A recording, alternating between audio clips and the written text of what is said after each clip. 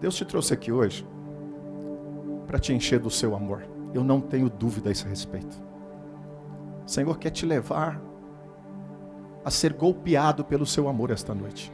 Eu vou te alimentar com a palavra de Deus. E quando nós nos alimentamos com a palavra, o Espírito se manifesta. Diga amém. Quem crê, diga amém. Gênesis 2:18 diz assim: tomou o Senhor Deus o homem e o pôs no jardim do Éden para o lavrar e o guardar. Diga, jardim do Éden. Éden quer dizer deleite. Ótimo, obrigado. Éden quer dizer deleite, delícia, prazer. Deus criou Adão, Gênesis 2:7.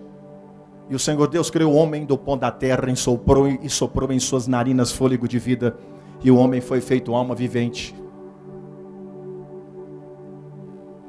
Logo que Deus criou o homem do pó, Deus o colocou no Éden, que quer dizer deleite, delícia, prazer.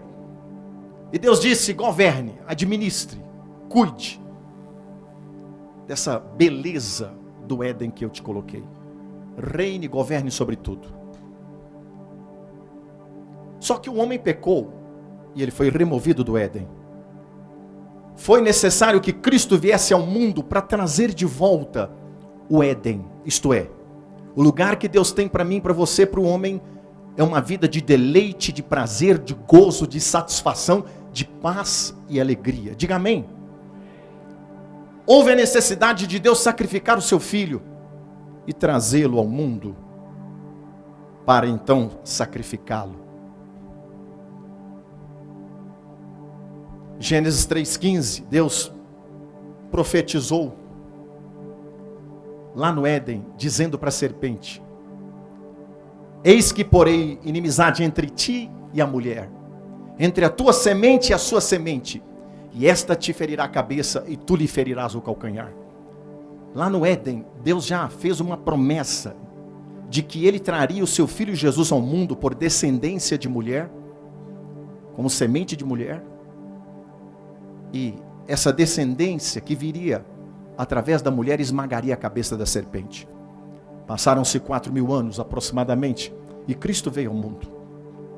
E quando Cristo chega, Cristo sobe ao Calvário, e ele consuma a obra do Pai. E quando Cristo consuma, realiza a obra do Pai, ele diz em João 19:30, numa das suas frases do Calvário: está consumado. E quando ele disse está consumado, significava dizer: eu estou trazendo de volta o Éden para o homem se deliciar e se deleitar. E o que é o Éden? O Éden é o reino de Deus. Quando alguém nasce de novo, o reino de Deus vem morar nessa pessoa. E o reino de Deus traz para esta pessoa o privilégio de poder viver em desfrute do gozo, da paz e da alegria do Espírito Santo. Romanos capítulo 14, versículo 17, está escrito: o reino de Deus não é comida nem bebida, mas justiça e paz e alegria no Espírito Santo. Estamos vivendo dias de caos, catástrofes, tsunamis, vulcões, furacões, tempestades, crises financeiras, isso não só no Brasil, no mundo. Ideologia de gênero. As pessoas estão sem paz, vivendo uma vida de estresse, de angústia, de depressão e de pânico. Esses dias, eu conheci pessoas muito ricas, mas elas não tinham paz. Então, não é o dinheiro, não é o êxito profissional, não é uma boa profissão, não é uma boa conta bancária, não é sequer desfrutar de saúde física que nos garante uma vida de deleite, de gozo e de paz. A vida prazerosa, cheia de paz, está em Cristo. Só Cristo pode nos dar paz e alegria. E o que Deus tem para você, em meio a esse mundo caótico, catastrófico, confuso, onde as pessoas estão se matando, Suíça, Suécia, Japão e outros países, Bélgica e outros países de primeiro mundo, eu tenho tido a oportunidade de estar em alguns desses países, levando o evangelho, pregando, e as pessoas cometem autoextermínio. O índice de suicídio nesses países é altíssimo. Tem um padrão de vida invejável, mas não tem paz. Lá em Bruxelas, capital da Bélgica, colocaram uma tela bem alta, margeando o trilho do metrô, porque os belgas, eles se lançam debaixo do metrô se suicidando. Lá no Japão, sobem em montes e se enforcam. Então, não é um bom padrão de vida que o governo possa dar, que garante paz e alegria. Pastor, onde eu encontro paz e alegria? Agora eu entro de fato na mensagem. Nos braços do Pai. Por isso que eu estou te dizendo, vem para os braços do Abba Pai e receba paz e alegria e se descanse, ainda que vivamos num mundo, numa sociedade tão complicada, perturbada, onde ao colocarmos os pés na rua, corremos risco de recebermos uma bala perdida, sermos assaltados e até sequestrados. Diga para quem está ao teu lado, a paz e a alegria, que é o Éden, do qual Adão foi tirado por causa do seu pecado, está no reino de Deus. O que fazer para receber paz e alegria? Sobre isso que eu quero falar. Qual procedimento, qual estilo de vida que eu e você devamos ter, querido irmão, querida irmã, para nós vivermos constantemente nos braços do Pai e automaticamente desfrutarmos de paz e alegria? Venha para os braços do Abba Pai e receba paz e alegria. Primeira coisa a ser feita: como estar continuamente nos braços do Pai e em meio a circunstâncias muitas vezes tão difíceis de se viver e de se encarar, ainda assim, nos braços dele, nos refugiarmos para nos alimentarmos da paz e alegria. Primeira coisa a ser feita: viva corretamente. Diga, viver corretamente. Eu posso ser um bom cristão, eu posso jejuar, fazer 21 dias de jejum, e hoje nós vamos entregar juntos o jejum daqui a pouco. Eu posso orar, posso ter uma vida espiritual devocional, aguçada, acirrada, intensa, fervorosa. Eu posso ser um dizimista fiel, eu posso liderar uma célula, ser um discipulador na igreja, ser um pastor até, ou um bom empresário, generoso e assim por diante, ou um irmão querido, envolvido completamente, espiritual e corpo na obra de Deus, e ainda assim, não desfrutar de uma vida de paz e alegria. Porque eu posso estar vivendo, de repente, de maneira que não é apropriada para aquilo para o qual Cristo me chamou. E o que é viver corretamente? Diga, viver corretamente. Diga para quem está ao teu lado, manter-se nos braços do Pai e se alimentar de paz e alegria. Demanda, exige viver corretamente. Agora olha para cá, por favor. O que é viver corretamente? É viver para a justiça. Viver corretamente é viver para a justiça. Repito, viver corretamente é viver para a justiça. Diga para quem está ao teu lado, viver corretamente é viver para a justiça. Agora, o que é viver para a justiça? Viver para a justiça é viver debaixo da graça. Viver para a justiça é viver por fé na nova aliança. Viver para a justiça é viver confiado no sacrifício de Cristo. Viver para a justiça é viver completamente crédulo de que a obra já foi realizada por Cristo. Não resta mais nada para eu fazer, senão ficar na posição de recebedor. Pastor, não tenho que fazer nada? Não. Só uma coisa. Viver por fé. Diga, viver por fé. Viver corretamente é viver por fé. Parece que é impossível, difícil, mas não é, simples. É simples viver por fé. Viver por fé é viver crédulo de que a obra já foi consumada e você é filho amado de Deus, e basta tão somente você se posicionar como herdeiro de Deus e co-herdeiro com Cristo e desfrutar de todos os privilégios. Ah, não tenho que orar? Não, até que tem. Ah, não tenho que jejuar? Até que tem. Ah, não tenho que dizimar? Até que tem. Ah, eu não tenho que ganhar vidas? Até que tem. Mas tudo isso que você há de fazer, você não vai fazer na força do seu braço. Você não vai fazer pela sua boa vontade, pelo seu esforço humano, pela sua religiosidade, pela sua espiritualidade ou pela sua santidade. Você fará na força do Senhor, no poder do Senhor, na graça do Senhor, na unção do Senhor, na glória do Senhor, na revelação do Senhor, no impulso do Senhor. É isso. Romanos 8, 15 a 17. Deus está te dizendo: porque não recebestes espírito de escravidão, para estardes outra vez atemorizados, mas recebestes espírito de adoção de filhos, pelo qual clamamos, Abba, Pai. Abba é uma expressão aramaica que quer dizer papai, paizinho. Pelo qual clamamos, Abba, Pai. E o mesmo Espírito testifica com o nosso espírito que somos filhos de Deus. E se somos filhos, logo herdeiros, herdeiros de Deus e co-herdeiros com Cristo, se é que com Ele padecemos, para que também com Ele sejamos glorificados. Esse texto de Romanos 8, 15 a 17 está dizendo o seguinte: ei, você não tem que viver atemorizado, assustado, assombrado, espavorido, perplexo, desanimado, oprimido, ansioso, cabisbaixo, depressivo, cheio de pânico, porque você foi chamado para ser filho amado de Deus. O Espírito da adoção está em você, o Espírito Santo foi colocado em você, você é tabernáculo do Deus Altíssimo, você é templo, morada do Espírito Santo, e o Espírito Santo trouxe para dentro de você o reino de Deus, a glória de Deus, a paz de Cristo e o amor do Pai. E se você vive crédulo a esse respeito, você está vivendo para a justiça. Viver para a justiça, portanto, é não viver segundo a lei da velha aliança ou Velho Testamento.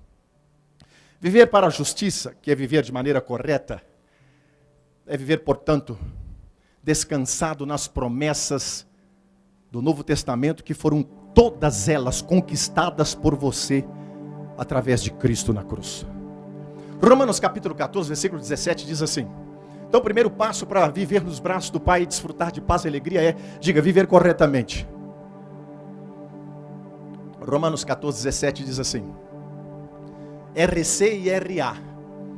Bíblia, João Ferreira de Almeida, revista e corrigida e revista atualizada. A mesma expressão. Esse versículo diz assim: o reino de Deus não é comida e nem bebida, mas justiça e paz e alegria do Espírito Santo. Repita isso, por favor. O reino de Deus, repita meditando: o reino de Deus não é comida nem bebida, mas justiça e paz e alegria no Espírito Santo. Quero que você vá projetando, por favor. Obrigado, técnico. Que aí os irmãos podem acompanhar na tela. Agora, olhe para mim, por favor. Se você se mantiver aí me ouvindo, não tem nada a ver comigo não, é apesar de mim. Mas acredite quando eu vou te dizer, por favor, acredite. Se você se mantiver ativamente ligado aí com a sua mente, com o seu coração, para ir comendo a palavra que Deus está nos dando esta noite, ao final o pau vai quebrar e você vai ser banhado pelo amor de Deus. E a sua vida não vai ser a mesma a partir de hoje. Acredite, não tem nada a ver comigo não. É por causa da palavra.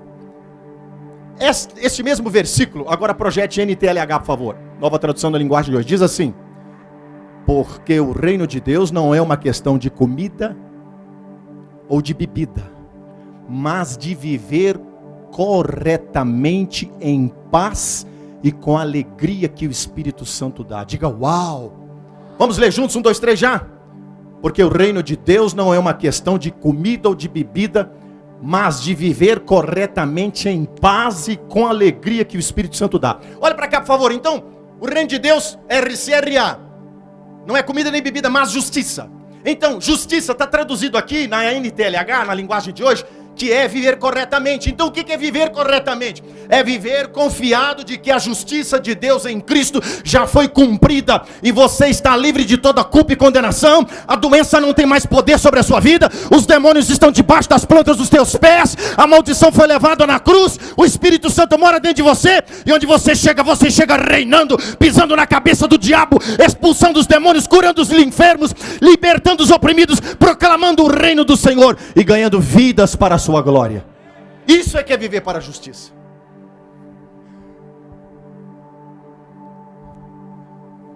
Viver para a justiça, portanto, é você assumir a sua identidade em Cristo, que é viver corretamente, o meu primeiro tópico. E qual é a sua identidade? A mesma de Cristo. Ouça com ouvidos de ouvir, por favor, atente-se. Romanos 5,17 diz assim: se pela ofensa de um, RA por favor, se pela ofensa de um, e por meio de um só, reinou a morte, muito mais os que recebem a abundância da graça e o dom da justiça, reinarão em vida por meio de um só, a saber, Jesus Cristo. Você não teve que pecar para ser tido como pecador, bastou que Adão pecasse.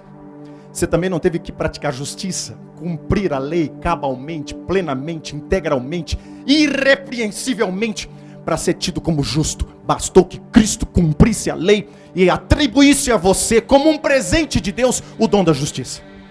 Quando você veio a Cristo, você nasceu de novo. Você recebeu a natureza de Cristo dentro de si. É o chamado novo nascimento ou regeneração. Deu-se aí o início e o centro da vida cristã. Diga, o novo nascimento. Repita, por favor, o novo nascimento é o início e o centro da vida cristã. Quando se deu o início e o centro da vida cristã em você, o dia que Cristo te encontrou e você nasceu de novo, sabe o que aconteceu? Você foi despido das suas vestes de iniquidade. E Jesus te vestiu de as suas vestes de justiça, branquinhas, limpas, brancas, alvas como a neve. Você deixou de ser uma pessoa maculada, suja, pecadora, condenada, cheia de lepra, de nódoa, de imperfeições de caráter e de deformidades de personalidade, e você recebeu de graça as vestes de justiça de Cristo, ficou branquinho, e agora quando o Pai olha para você, o Pai vê você puro, inocente, sem culpa, sem pecado e sem mancha.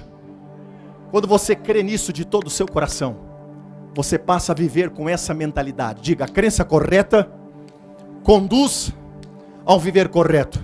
Quando você passa a ter essa mentalidade de crente justo, a sua mentalidade, a sua crença correta vai levar você a viver como um justo. E quando você vive na qualidade de justo, você está vivendo de maneira correta que agrada ao Pai.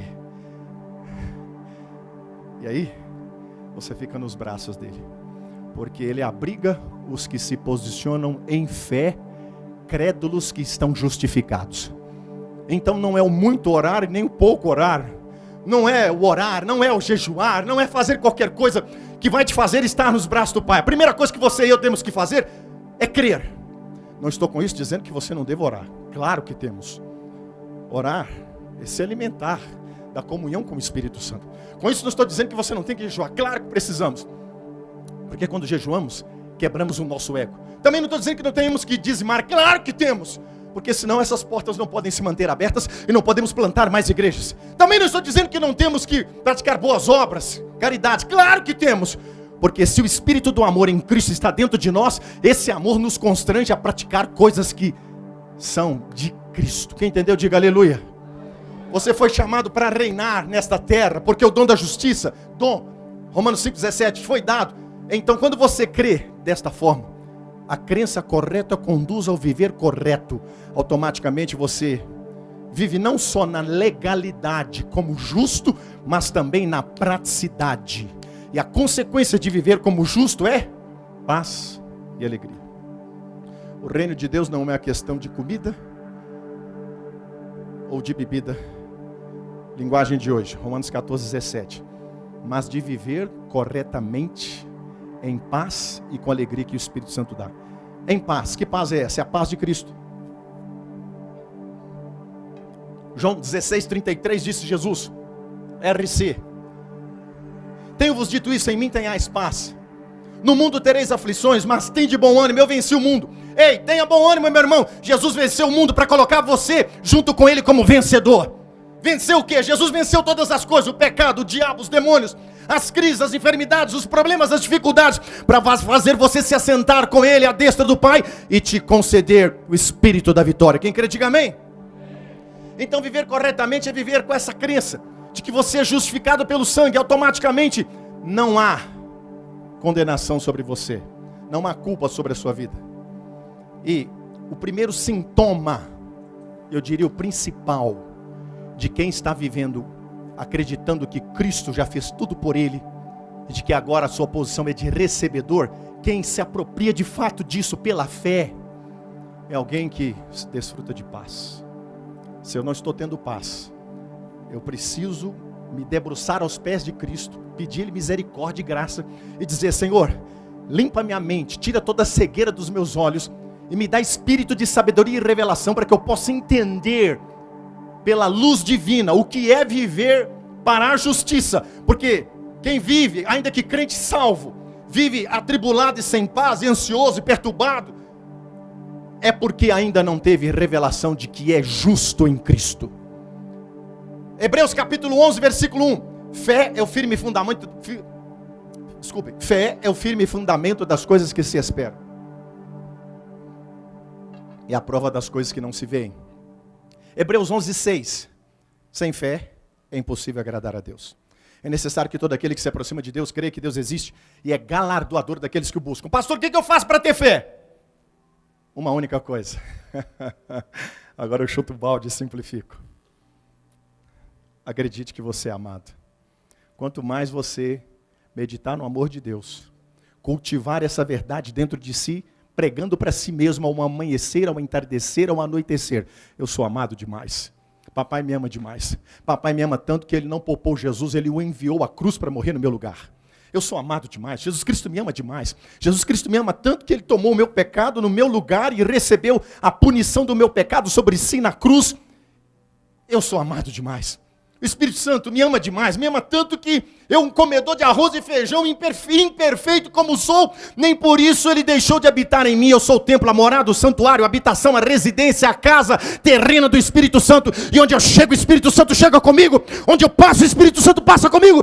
Onde eu olho, o Espírito Santo ora comigo. Onde eu estendo as mãos, o Espírito Santo estende comigo. Quando eu abro a boca e falo, o Espírito Santo sela, o pau quebra, o fogo desce e o nome do Senhor é glorificado.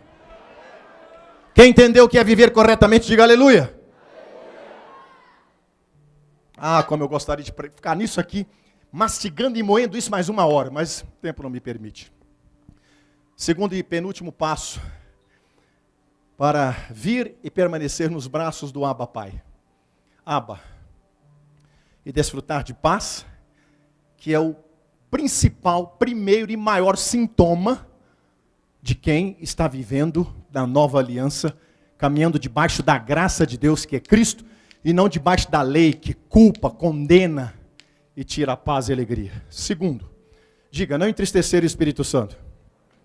Diga para quem está ao teu lado: vem para os braços do Abba Pai e receba paz e alegria. Diga para ele: como? Diga para o seu vizinho: vivendo corretamente. Diga para ele: isto é, acreditando que Cristo já fez tudo por você e que te compete tão somente crer nisso. E isso agrada a Deus, e quem agrada a Deus se enche de paz, alegria, prosperidade e toda sorte de bênçãos. Segundo passo, diga para o seu vizinho: segundo passo, para estar nos braços do Pai, não entristecer o Espírito Santo. Nossa, o Espírito Santo ministrou demais ao meu coração. Fique atento, por favor. Segundo passo, não entristecer o Espírito Santo. Há 3 tipos de pecados à luz da Bíblia que podemos praticar contra o Espírito Santo. Diga: 3 tipos de pecados. Diga para o seu vizinho: 3 tipos de pecados podemos praticar contra o Espírito Santo, segundo a Bíblia.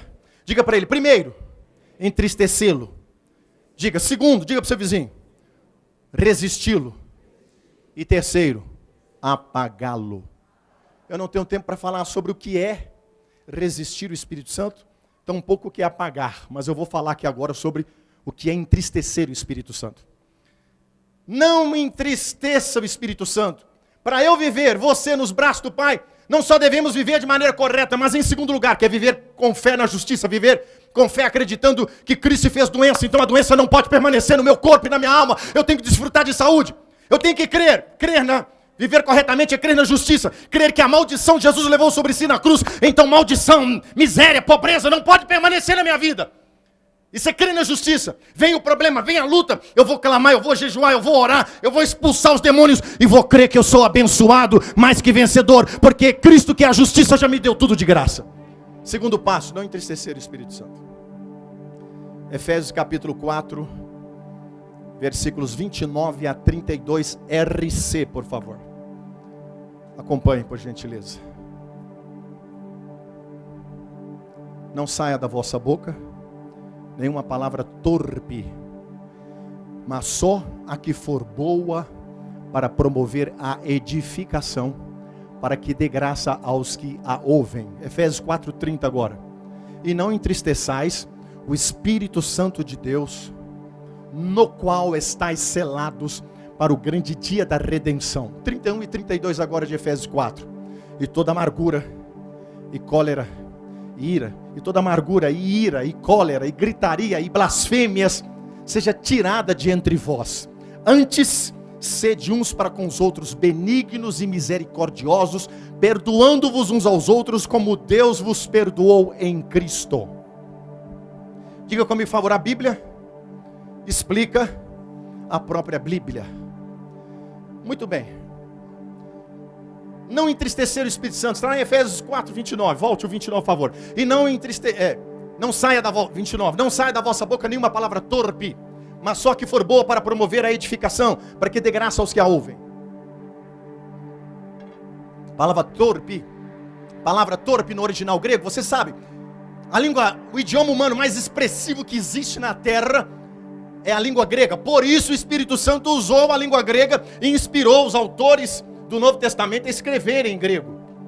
E no grego a palavra torpe é sapros. Sapros, diga sapros. O que significa sapros? Significa cheiro de peixe podre. Imagine uma feira aqui na rua ao lado, Rua Júlio Dantas. Tem uma barraca de peixe.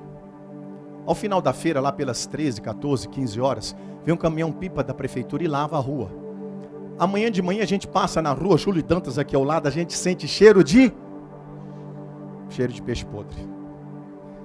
É gostoso ao olfato ou terrível o cheiro de peixe podre? Terrível. Assim também é no olfato de Deus as palavras indecorosas, intolerantes, agressivas, intempestivas, empedernidas, sem afeto, sem amor, sem carinho, sem educação, sem gentileza, que proferimos quando abrimos a boca e não medimos o que falamos. Seu idiota! Seu burro! Seu nojento! Presta para nada! Não vai dar um pai de família que presta porque você é um preguiçoso, sai da cama, seu vagabundo! Pastor, lá em casa não tem isso. Que bom, mas em outros lares por aí tem.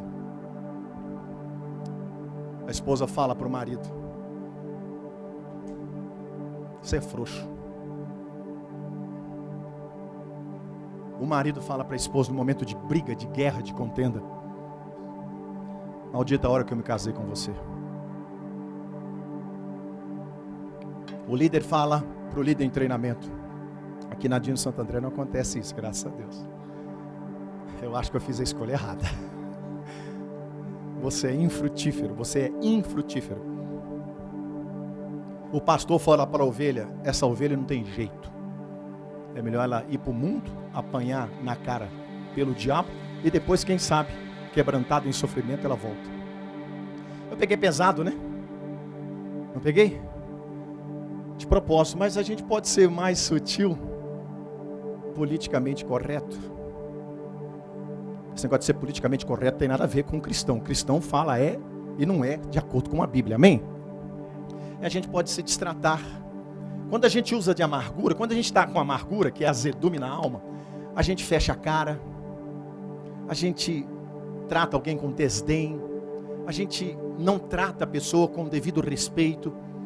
Precisamos nem falar nada, mas basta simplesmente aquela indisposição facial de estar reprovando alguém, dizendo: como eu gostaria que você não fizesse parte do meu time, como eu gostaria de não ter que tolerar você na minha vida.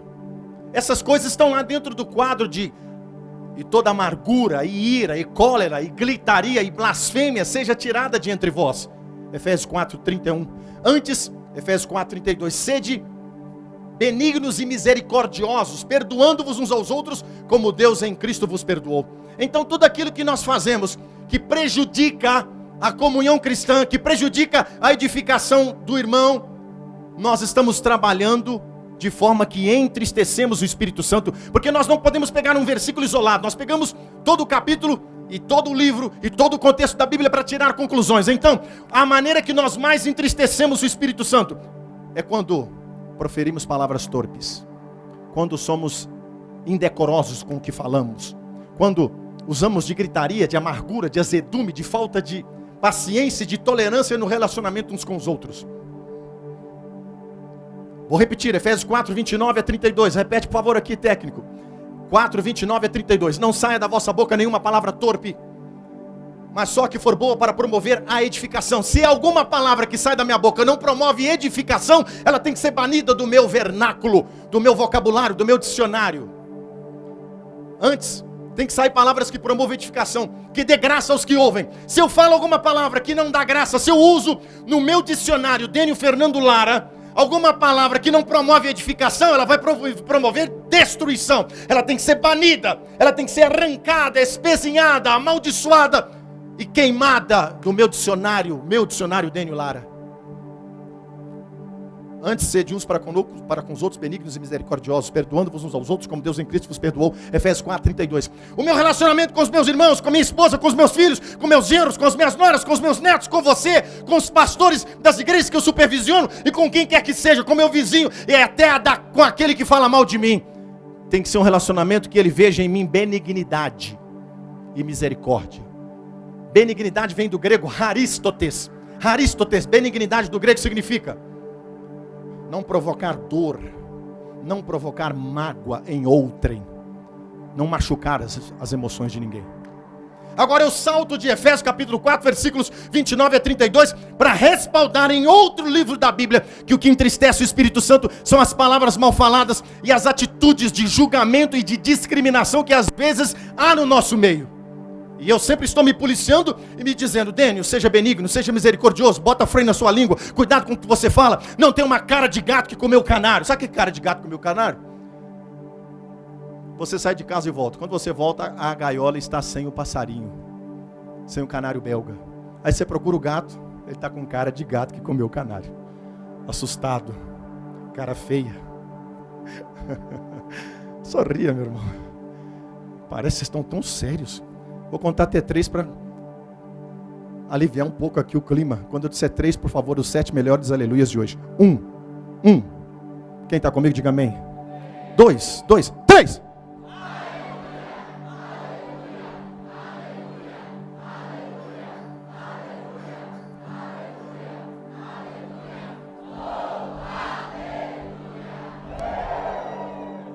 Vamos aplaudir o Senhor.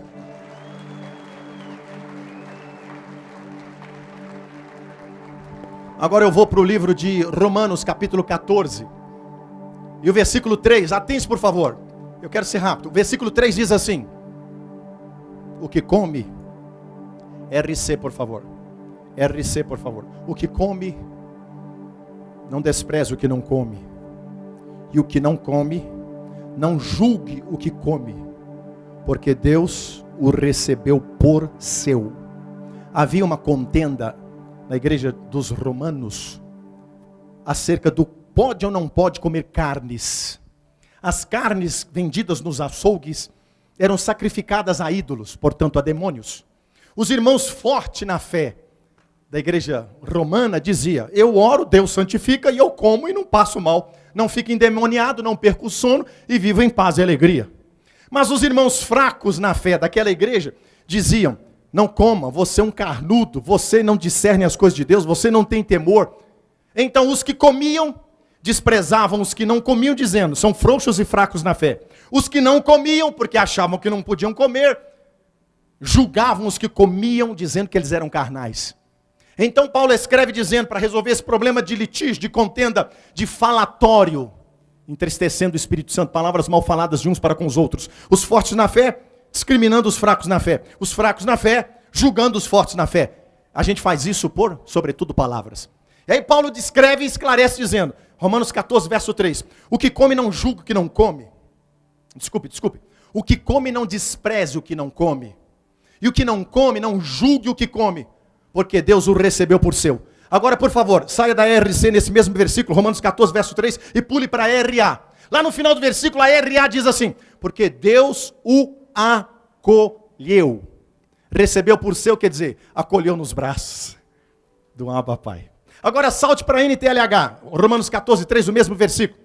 O final do versículo diz: porque Deus o aceitou. Olhe para cá, por favor. Olhe para cá. Irmão, você é 10. Você é 10. Você é muito 10. Irmão, Dínamos, você que está aqui hoje, todos quantos estão aqui, ó, estou fazendo a música para você. Papai está mandando te dizer: você é 10. Você é 10. Você é muito 10. Pastor, por que você está dizendo que eu sou 10? Porque papai te recebeu por seu. Porque papai te acolheu. Porque papai te aceitou como filho. RC, RA e NTLH. 3 aleluias agora para Jesus.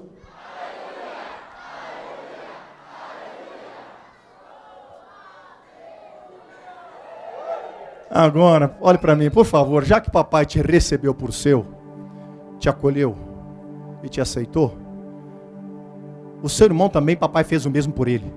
Significa dizer: você, tampouco eu, temos o direito de falar. Fraco na fé, frouxo, você não está com nada, você não serve, difícil de tolerar, você é um calo no meu sapato. Não usemos de qualquer tipo de palavra que roube a edificação, que tire a paz, porque isso entristece o Espírito Santo. Quem está entendendo, diga aleluia. Agora eu chuto o balde nesse segundo tópico e salto para o terceiro. Romanos 14, 19. RC. Aqui Paulo detonou agora com os crentes de Roma, que viviam julgando uns aos outros, discriminando uns aos outros por causa de carne, pode ou não pode comer. Porque essas coisas entristecem o Espírito Santo. Romanos 14, 19. Sigamos, pois, as coisas que servem para a paz e para a edificação de uns para com os outros. Diga: uau! Esse Paulo era usado por Deus, hein? Para escrever, foi usado. Vamos ler lá comigo, por favor, RC, Romanos 14, 19. 1, 2, 3, já! Sigamos, pois, as coisas que servem para a paz e para a edificação de uns para com os outros. De novo, 1, 2, 3, já!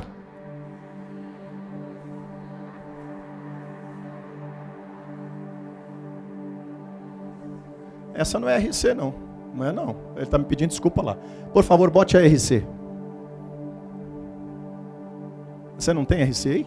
Não tem. Estou confiado aqui que ele tinha. Eu não olho para checar. Oh meu bem, vai. Tudo bem, fica me devendo nas próximas pregações. Perdoados. Então, olhe para cá, por favor. Não invista em nada que não serve para produzir paz na comunhão cristã. Não invista, não faça nada que não sirva para edificar o seu irmão. Porque se fazemos alguma coisa que tira a paz e não edifica, consequência, entristecemos o Espírito Santo. Tema da minha mensagem: automaticamente perdemos a paz e a alegria do Espírito. Quem está entendendo, diga amém. Eu tinha muito mais para falar desse segundo tópico, mas não posso. Agora eu vou para o terceiro e último. Diga terceiro e último. Eu pensei que vocês iam falar: não, pastor. Não, foi forçado. Agora vai valer. Eu poderia falar muito mais nesse tópico, mas o tempo não me permite. Terceiro e último tópico agora. Fica melhor assim. Não, pastor. Terceiro e último tópico. Vocês são muito queridos. Obrigado, eu vou no terceiro então. Diga: viver corretamente. Segundo, diga: não entristecer o Espírito Santo. Terceiro e último tópico, diga: ser um crente espiritual e não carnal. Diga: espiritual e não carnal. Quando eu me disponho de maneira resoluta, ousada, destemida, intrépida, audaciosa, indignada, definida, focada, fervorosa, a ser um crente espiritual e não carnal, tem alguém que assina embaixo e me ajuda. Sabe quem? O Espírito Santo. Diga para o seu vizinho: enquanto não tomamos a decisão resoluta, definida, determinada, focada, apaixonado e fervoroso em ser espirituais. Não somos. Pastor, o que é ser espiritual e não carnal? É se tornar um crente que vive no céu e não na terra. É se tornar um crente que é apaixonado por Cristo e as coisas deste mundo para ele não são nada. Paulo dá uma lista de como ser guiado pelo Espírito e não pela carne. Carne, atente por favor que eu vou ser rápido. Carne é o meu ego, é a minha natureza humana pecaminosa que eu herdei de Adão. Carne é aquilo que está dentro de mim que não quer que eu faça a vontade de Deus. Carne é o meu egoísmo, é a minha visão do meu próprio umbigo e não o umbigo do meu irmão. Eu não tenho que ficar olhando para o meu umbigo, porque isso é egoísmo. Eu tenho que olhar para o umbigo do meu irmão. Isso se chama altruísmo. Deus me chamou para viver no espírito e não na carne. Carne é um homem natural. Tem muito crente natural, carnudo. Graças a Deus nessa igreja não tem nenhum. Diga amém. Espiritual é o crente que além de salvo, ele é cheio do Espírito Santo, ele é consagrado ao Senhor, ele é de oração, ele jejua, ele dizima, ele oferta, ele ganha pessoas, ele expulsa demônios, ele é ativo, intenso nas coisas do Senhor. Como ser um crente espiritual? Paulo dá uma lista. Gálatas 5:16 a 26. Gálatas 5:16 a 26, RC. Andar em espírito. Andar em espírito é ser espiritual e não carnal. Andar em espírito e não cumprireis os desejos da carne, porque a carne cobiça, milita, guerreia nas diferentes versões. Como ele não tem lá, então eu vou citando as outras. Porque a carne milita, cobiça, guerreia contra o espírito e o espírito contra a carne, para que não façais o que quereis. Mas as obras da carne são manifestas, as quais são, leiam comigo por favor: prostituição, impureza, lascívia, idolatrias, feitiçarias, inimizades, porfias, emulações, iras, pelejas, dissensões, heresias, invejas, homicídios, bebedices e glutonarias e coisas semelhantes a estas, acerca das quais vos declaro, como já vos disse antes, que os que cometem tais coisas não herdarão o reino de Deus. Não herdar o reino de Deus aí é não ser espiritual e sim carnal, automaticamente não desfrutar de paz e alegria. Não herdar o reino de Deus aí, praticando os frutos da carne ou obras da carne, é alguém que, ainda que salvo, não está dominado pelo reino, e automaticamente que não está dominado pelo reino, não vive corretamente para a justiça, não desfruta de paz e de alegria. Então é salvo, mas a vida dele é uma tribulação, é um peso, é um fardo, é uma pessoa que não é feliz. Por quê? Porque ela não experimenta da delícia, do deleite, do Éden, que é o reino de Deus dentro de si. Quem está entendendo, diga amém. Aí Paulo continua dizendo, agora os versos 22 a 26. Mas o fruto do Espírito Santo é caridade ou alegria, gozo, caridade ou amor, gozo ou paz, longanimidade ou paciência, benignidade, bondade, fidelidade, mansidão, temperança ou domínio próprio. Contra estas coisas não há lei. O verso 23, os versos 24, 5, 26 dizem assim: e os que são de Cristo, repita por favor, e os que são de Cristo crucificaram a carne com as suas paixões e concupiscências. Aí o 25, se vivemos no Espírito, andemos também no Espírito. Aí o 26, não sejamos cobiçosos de vanglória, irritando-nos uns aos outros, invejando-nos uns aos outros. Tive agora uma forte impressão que eu já enfadei vocês. Enfadei? Hã? Não? Não, estou falando sério. Estão cansados? Eu não quero ser chato. Aguenta mais 5 minutinhos de pregação? Se aguenta, levante a mão por favor. Nem todos levantaram. Vou parar por aqui sem conclusão. Quem está comigo, diga aleluia. Quem está comigo, diga aleluia, aleluia. Quem está comigo, diga aleluia, aleluia, aleluia. Todo mundo está comigo, vamos mais 5 minutos. Aí os verso 26 diz: não sejais cobiçosos de vanglória, Gálatas 5, 26. Irritando-nos uns aos outros, invejando-nos uns aos outros. Olhe para cá por favor. Inveja, vanglória, que é soberba, orgulho, é carne. Prostituição, a lista lá dos versos 19 a 21. Me dá sua atenção, por favor. Prostituição, impureza, lascívia, idolatria, feitiçarias, inimizades, porfias ou contendas, emulação ou competição, ira, peleja, dissensão, inveja, homicídio, tudo isso é carne. Então terceiro e último princípio ou passo para vivermos nos braços do Pai, que eu estou dizendo aqui, é esse. Seja um crente espiritual e não carnal. Crente espiritual é o crente que é guiado pelo Espírito Santo, é o crente que flui no Espírito Santo, é o crente que tem a mente cheia da palavra de Deus, é o crente que tem emoções estáveis no Espírito Santo. O que eu faço para ser um crente espiritual? Primeira coisa, abominar na minha vida o que é carnal. Então tudo aquilo que eu estou percebendo que eu estou fazendo que é carnal, eu vou dar um fim, eu vou confessar como pecado ao Senhor, e eu vou dizer, Espírito Santo, por favor, tem misericórdia de mim, me ajuda a vencer essa área. Se é a masturbação, Espírito Santo, eu confesso isso como pecado, causa repúdio em mim na masturbação. Se é um homem casado, uma mulher casada que está sendo atraído pelo sexo, por alguém que não é do casamento, fora do seu casamento, Senhor, unge os meus olhos, eu não aceito isso, vai para o jejum, vai para a oração, clama, confessa isso para a pessoa da sua confiança e pede ela a oração. Cria indignação contra tudo aquilo que é carnal. Está sendo dominado pela televisão, mas liga a televisão, fica 24 horas na televisão e sabe que está te roubando a sua espiritualidade. Diga, Senhor, unge os meus olhos e me dá autodomínio sobre a televisão. Se como não conseguir autodomínio sobre ela, eu vou te dar uma dica. Compra uma marreta de 100 quilos e joga por cima dela. Não precisa de tanto, mas às vezes, né? Amém? Quem entendeu, diga amém.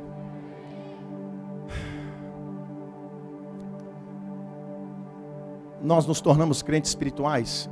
Agora eu quero me embasar um pouquinho mais nesses 5 minutos finais na Bíblia. Quando é que nós nos tornamos espirituais? Quando a gente se considera morto. Diga, considerar-me morto. Preste atenção que eu vou ser bem rápido. 4 mortes que você tem que se considerar pela fé. Então estou falando como estar nos braços do Pai, desfrutar de paz e alegria. Primeiro, diga, viver corretamente. Segundo, diga, não entristecer o Espírito Santo. E terceiro, diga, ser um crente espiritual. O que é ser um crente espiritual? É viver na morte. 4 tipos de morte que a Bíblia nos convida. Presta atenção que eu vou citar pausadamente, porque não tenho tempo de fazer muita exegese, muita explicação. Primeira morte, diga, morte para o mundo. Diga para o seu vizinho, eu estou no mundo, mas não faço parte desse mundo. Diga, este mundo não me pertence. Diga para o seu vizinho, a minha pátria é o céu. Olha para cá, morte para o mundo. A Bíblia diz em 1 João capítulo 2, versículo 15. Não ameis o mundo, nem as coisas que no mundo há. Porque aquele que ama o mundo, o amor do Pai não está nele. Tiago capítulo 4, versículos 4 e 5. Infiéis e infiéis, não sabeis que a amizade do mundo constitui-se em inimizade contra Deus? Todo aquele, pois, que é amigo do mundo, torna-se inimigo de Deus. Diga, eu sou um defunto, um morto para este mundo. Pastor, o que é mundo? Não é simplesmente pecado, é tudo aquilo que te rouba de Deus. É tudo aquilo que tira o primeiro lugar de Deus do seu coração. Isso é mundo para você, é mundo para mim. Segundo tipo de morte, diga, considerar-me morto. Me ajude, por favor, considerar-me morto para o mundo e para o pecado. Temos que viver por fé, considerando-nos mortos para o mundo e também mortos para o pecado. Romanos capítulo 6, versículo 7. Aquele que está morto está justificado do pecado. Quem está justificado do pecado é inocente diante de Deus. Romanos capítulo 7, versículo 11. Considerai-vos como mortos para o pecado e vivos para Deus em Cristo Jesus. Romanos capítulo 6, versículo 14. Porque o pecado não terá domínio sobre vós, pois não estáis debaixo da lei, sim da graça. Diga, o pecado não tem domínio sobre mim, porque eu não estou debaixo da lei, e sim da graça. Então considere-se pela fé como morto para o mundo, como morto para o pecado. Se você por fé cultiva dentro de você essa realidade, eu sou crente espiritual, eu estou morto para o mundo, as coisas do mundo não me cobiçam, não me dominam, eu sou de Cristo, eu sou passageiro nesta terra, a minha pátria é o céu, a minha alegria é o céu, a minha paixão é o céu, eu como, eu bebo, eu negocio, eu vendo, eu trabalho, eu caso, eu faço sexo, eu crio filhos, eu prego, eu faço de tudo, mas o meu alvo é o céu. Esse está considerado morto para o mundo, morto para o pecado. Dentro de si, alimente essa verdade. Eu sou espiritual, o pecado não tem domínio sobre mim. Eu sou liberto do pecado. Eu morri de novo, nasci com Cristo e o Espírito da verdade está dentro de mim. O pecado não me domina mais. Quando pecar, se arrepende e muda de vida. Diga, considerar-me morto para o mundo, para o pecado. Terceiro lugar, para a lei. Aline, eu quero você daqui a pouquinho, tá? De novo, a mesma música. Por favor. Diga, considerar-me morto para a lei. Por que eu tenho que me considerar morto para a lei? Porque a lei veio para condenar o pecador, condenar o homem. Romanos capítulo 7, versículo 4 diz assim. Romanos 7, 4, por favor.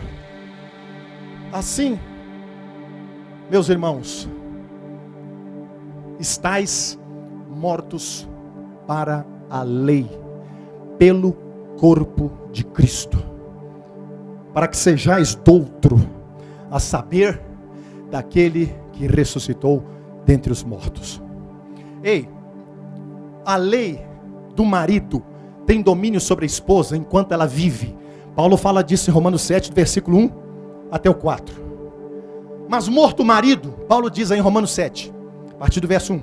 Morto o marido, a lei do marido não tem mais domínio sobre a esposa. E ela pode se casar de novo se ela ficou viúva. Igualmente, quando você se converteu a Cristo, você saiu da lei da condenação do Velho Testamento e veio para a lei do amor, que é a graça, que é Cristo do novo nascimento. Do Novo Testamento. Desculpa, vou repetir. É que eu estou com pressa de terminar.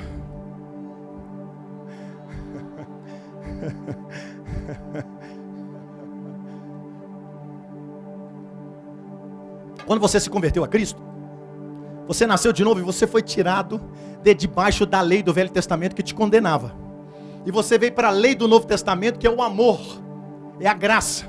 Então, quando você nasceu de novo, você foi tornado morto para a lei. De forma que quando a mulher fica viúva, a lei do marido já não tem mais poder sobre ela. Ela, uma vez viúva, pode casar de novo. Assim também, quando você saiu da velha aliança para a nova, do Velho Testamento para o Novo, você foi arrebatado da lei que te condena e caiu na graça que te absolve. Automaticamente você agora é do corpo de Cristo. Você é membro do corpo de Cristo. Você é membro da igreja. A igreja é o corpo de Cristo. E automaticamente a lei da velha aliança não tem mais poder de te condenar. Desde que você, pela fé, assuma a postura de que você está morto para a lei. Quem entendeu, diga amém.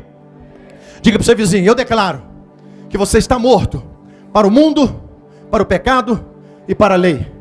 Quarto e último tipo de morte para você ser um crente espiritual de fato. O que eu faço para ir para os braços do Pai e desfrutar de paz e alegria? Diga comigo, por favor. Viver corretamente, não entristecer o Espírito Santo, ser um crente espiritual. Ser um crente espiritual é um crente que vive na morte. Considera-se morto, morto para o mundo, morto para o pecado, morto para a lei. E último tipo de morte que é melhor. Último tipo de morte que é melhor. A morte para a carne, a morte para o ego. A morte para a carne, a morte para o ego. Os apetites sexuais, os apetites pecaminosos, os apetites desordenados da carne não tem mais poder sobre você, porque você está morto para a carne, morto para o ego, morto para a natureza pecaminosa. Diga amém. E aí Paulo fez uma música acerca desta morte, que é linda. Gálatas 2:20.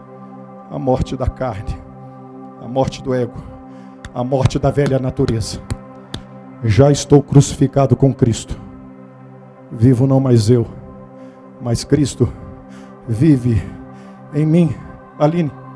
E a vida que vivo agora no meu corpo físico, carne aqui é corpo físico, vivo-a na fé do Filho de Deus, o qual me amou e a si mesmo se entregou por mim.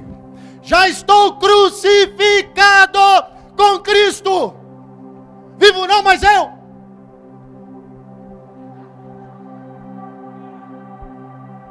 Já estou crucificado com Cristo. Vivo não mais eu. E a vida que vivo agora na carne, no corpo físico, vivo na fé do Filho de Deus, o qual me amou e a si mesmo se entregou por mim. E aí o crente espiritual, terceiro passo, para viver nos braços do Pai e desfrutar de paz e alegria, é o crente mais que vencedor. Crente espiritual é o crente mais que vencedor. É o crente que vive em vitória sobre a sua carne, sobre o seu ego, que quer levar ele de volta para o mundo, para o pecado. É o crente que é cheio de Cristo, que crê que tem a vida de Cristo nele. Aí Paulo fez um cântico chamado de vitória. E aí eu encerro. Romanos 8, 31 a 39. Esse é o crente vencedor. É o crente que crucificou a carne. Colossenses 2:12. Sepultados com ele no batismo, nele também ressuscitastes pela fé no poder de Deus que o ressuscitou dos mortos. É o crente que venceu o seu próprio ego, porque não aceita mais ser dominado pelo ego, não aceita mais ser carnal, mas decidiu ser espiritual. E quando ele cai, quando ele comete um deslize, ele logo pede perdão, toma posse do perdão e continua na espiritualidade. E Paulo fez o cântico da vitória, que eu encerro com ele, Romanos 8, 31 a 39. Eu estou diante de crentes vencedores, crentes espirituais. Estou diante de crentes que vivem corretamente. Eu, Dênio Lara, estou diante de crentes que não entristecem o Espírito Santo. Eu, Dênio Lara, estou profetizando que estou diante de crentes que são espirituais e não carnais, porque venceram pela fé. Venceram, são mortos para o mundo, mortos para o pecado, mortos para a lei e mortos para as paixões, para o ego e para a carne. Aí disse Paulo: já estou crucificado com Cristo, vivo não mais eu, mas Cristo vive em mim, e a vida que vivo agora na carne, vivo na fé do Filho de Deus, o qual me amou e a si mesmo se entregou por mim. Aí ele fez o cântico de vitória de Romanos 8, 31 a 39. Que diremos, pois, a estas coisas? Se Deus é por nós, quem será contra nós? Aquele que não poupou o seu próprio filho, antes o entregou por nós, porventura não nos dará com ele todas as coisas? Quem intentará acusação contra os escolhidos de Deus? É Deus quem os justifica. Quem os condenará? Pois é Cristo que morreu, antes mesmo ressuscitou, está sentado à destra de Deus e intercede por nós. Quem nos separará do amor de Cristo? A tribulação? Ou a angústia? Ou a perseguição? Ou a fome? Ou a nudez? Ou o perigo? Ou a espada? Como está escrito, Senhor, por amor de Ti, fomos entregues à morte todo dia, fomos reputados como ovelhas para o matadouro, mas em todas estas coisas, somos mais que vencedores por meio daquele que nos amou primeiro. Pelo que eu, Dênio Lara, estou certo que nem a morte, nem a vida, nem os anjos, nem os principados, nem as potestades, nem o presente, nem o porvir, nem a altura, nem a profundidade nos poderá separar do amor de Deus que está em Cristo Jesus, o nosso Senhor. Receba a ativação da fé, receba a ativação da fé, receba a ativação da fé, receba revelação da palavra que eu preguei. Fique em pé, por favor. Olha o tema da mensagem. Venha para os braços do Pai, do Abba Pai, Paizinho, e receba paz e alegria. Olhe para mim, por favor. Quem entendeu a mensagem, diga amém. Qual é o apelo que eu quero fazer agora? É esse. Se você entendeu a mensagem e quer viver nos braços dele e desfrutar de paz e alegria, que é o sintoma que confirma que você está na graça e não na lei, viva corretamente, acredite que Cristo fez tudo por você. Não entristeça o Espírito Santo. Seja espiritual, viva como morto. Considere-se morto para o mundo, para o pecado, para a lei e para o seu ego, a sua carne. Amém?